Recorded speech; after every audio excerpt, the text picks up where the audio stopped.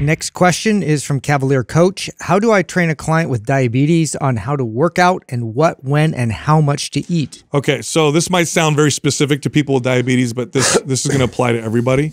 So obviously diabetes, your body is becoming resistant to insulin. So what that means is your body, when it releases insulin, insulin tells the body to do a few things, very important things. And when your body stops recognizing the amount of insulin that you're sending, it has to produce more and more and more. And over time, you develop diabetes, which can become quite detrimental. It's actually one of the leading causes of chronic health issues and death, okay? The most effective thing you could do to improve your insulin sensitivity is build muscle. Period. End of story. Period. End of story. Nothing is more effective at improving insulin sensitivity, besides also the diet stuff, and we'll talk about that, like building muscle. So if you have diabetes or you don't want to get diabetes or you just want improved insulin sensitivity because you're reading about how great that is for longevity and cognition, build muscle. Muscle itself is a storage vessel for the sugars and carbohydrates that we process in the body. It stores glycogen. Besides the liver, where a huge amount of glycogen is stored, it's also the muscle.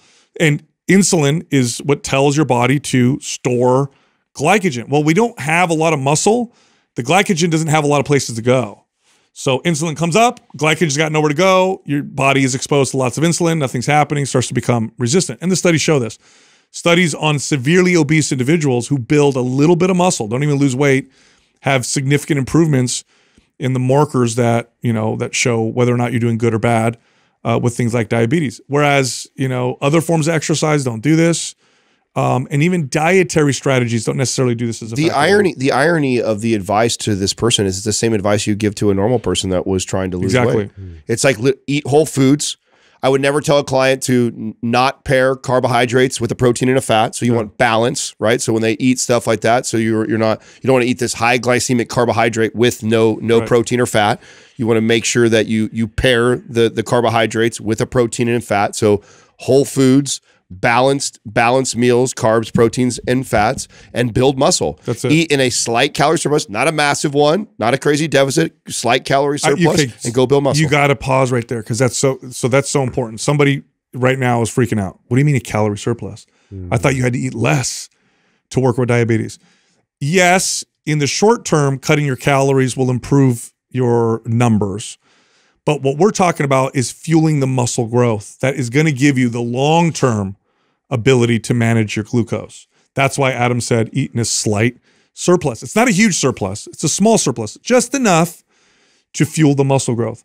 By the way, I do want to make another comment on this, is that if you train somebody with diabetes with strength training too hard, you can run into problems as well. Because if the stress is too high, all the stores, oh yeah. If the stress is too high, the signal goes to the liver to dump a shit ton of glycogen. And so I've had this happen with a client. I had a client who had diabetes before I understood. I mean, this is the type of client that a CGM would be fun to have. Oh, God. Right? Yes. So, I mean, now that we have access to stuff like that with like companies like NutriSense, I mean, having a CGM on a client like that, so you could measure, oh, wow, when we push this hard, look what happened. You ever had a long-term client? I mean, type 2 diabetes, obviously, but has been reversed. Yes.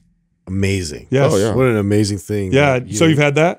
Oh, isn't it crazy? I couldn't believe it. Yeah. Now, was that before you knew that could happen? Yeah. Yeah. I was like, I was tripping out because the doctor was like very impressed, but it was like a long time, a long, form of consistency of like building better habits. But yeah, full reversal. Yeah. So, so here's the 3 things that I'll say for this. One is eat a high protein diet. That's very, very good at controlling blood glucose. 2, build muscle. We just said that. And then here's number 3. After meals, especially carbohydrate containing or sugar containing meals, move a little bit, 5 to 10 minutes, like go for a walk. Now here's why. When you eat the carbohydrate, the glucose goes into the blood. Think of the muscles as sponges. By moving them, just by contracting them, by walking, it's like squeezing a sponge and then letting it relax in water. What's it going to do? It's going to suck up the water. Just by moving the muscles, they'll suck up more of that blood sugar and make the insulin more effective. And those 3 things right there are like the key, like high protein, strength train, and then after your meals, go for like a 5 to 10 minute walk, and you'll see massive improvements. And if you can get this client to invest in a CGM, there's tremendous value around having monitoring a tool like this to monitor, and mainly so you can help them make the connection of all the things we're talking about right now. Like they go and do the walk, and you're like, see the difference?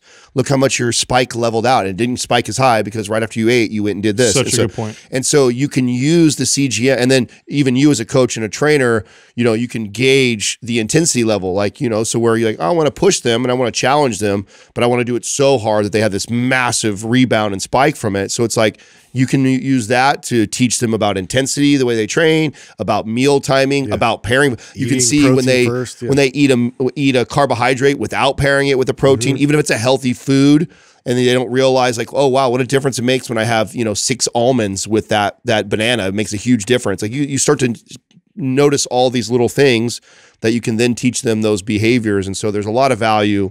I mean, I think there's value in CGMs no matter what, but especially with a client that has diabetes. Totally.